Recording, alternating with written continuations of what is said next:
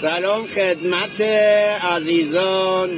یه دونه کار تقدیم میکنم به نگاه مهربون شما عزیزان من. این کار گل و گیاست و خیلی زمانبر و خیلی باید حرفه‌ای و خیلی باید روش دقت کنید، چون همینی که شما دارید میبینید فقط کار نشده.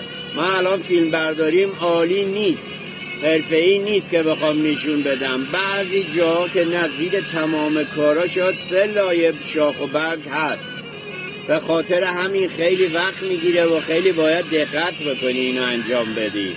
این کارهایی که انجام میدم گل و گیاه از 15 میلیون تا 20 و چوبم هم الان گردوه. عزیزان من آرزوم اینه که شما خودتون هر کی که دوست دارید سالم سلامت عاقبت به خیر و شاداب باشید. سالم سلامت.